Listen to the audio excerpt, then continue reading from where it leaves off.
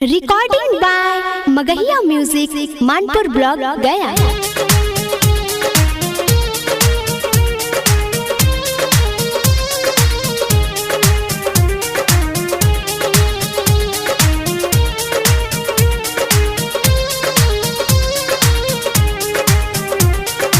Music by PM Bihari.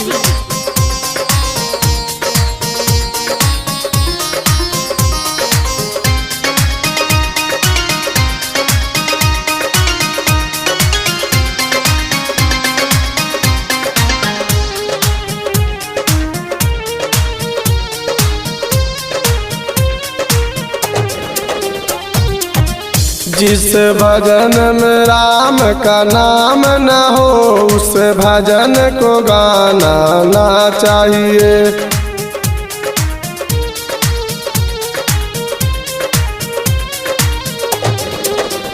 जिस भजन में राम का नाम न हो उस भजन को गाना ना चाहिए। उस भजन को गाना ना चाहिए। उस भजन को गाना ना चाहिए। जिस भजन में राम का नाम न हो उस भजन को गाना ना चाहिए।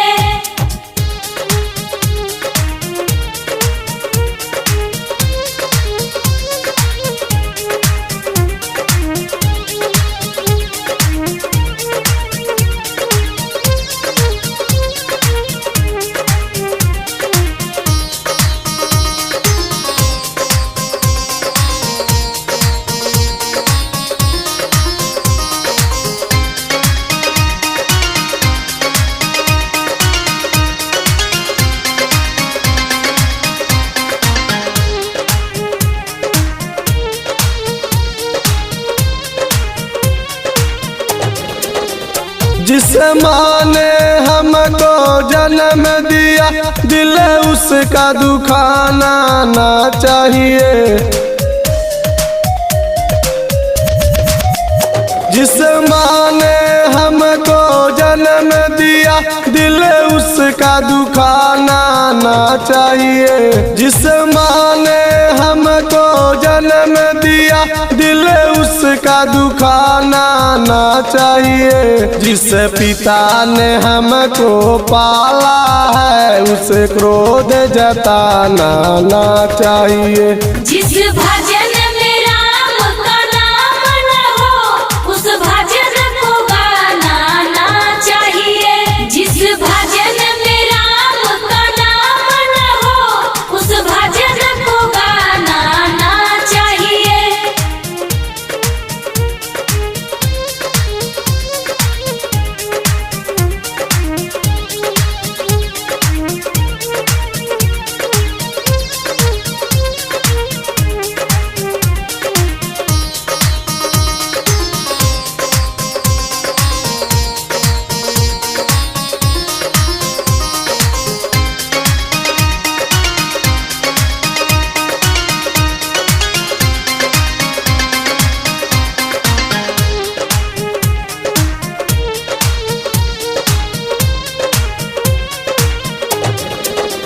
चाहे बेटा कितना प्यारा हो उसे सर पे चढ़ाना ना चाहिए। चाहे बेटा कितना प्यारा हो उसे सर पे चढ़ाना ना चाहिए। चाहे बेटा कितना प्यारा हो उसे सर पे चढ़ाना ना चाहिए। चाहे बेटी कितनी दुलारी हो उसे घर घर घुमाना ना चाहिए। जिस भजन में राम का नाम न हो उस भजन को गाना ना चाहिए। जिस भजन में राम का नाम न हो उस भजन को गाना ना चाहिए।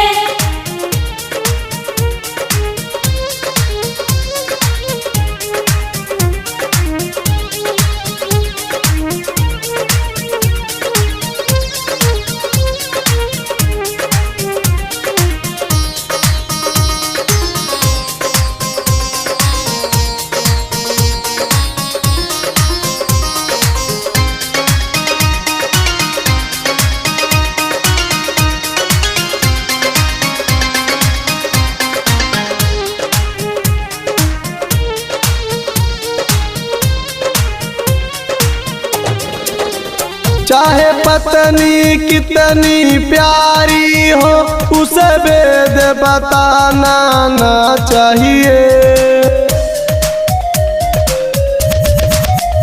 चाहे पत्नी कितनी प्यारी हो उसे वेद बताना ना चाहिए। चाहे पत्नी कितनी प्यारी हो उसे वेद बताना ना चाहिए। चाहे भाई कितना बैरी हो उसे राज छिपाना ना चाहिए।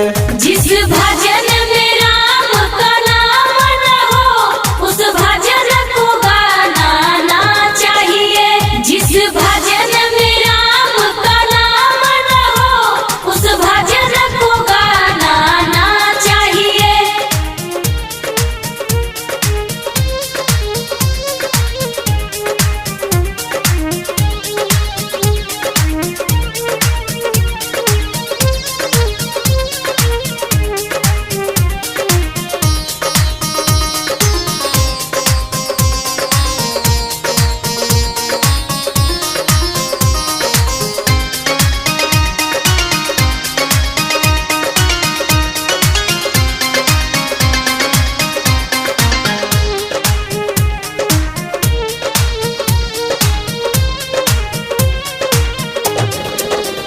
चाहे कितनी गरीबी आ जाए दाता को भुलाना ना चाहिए।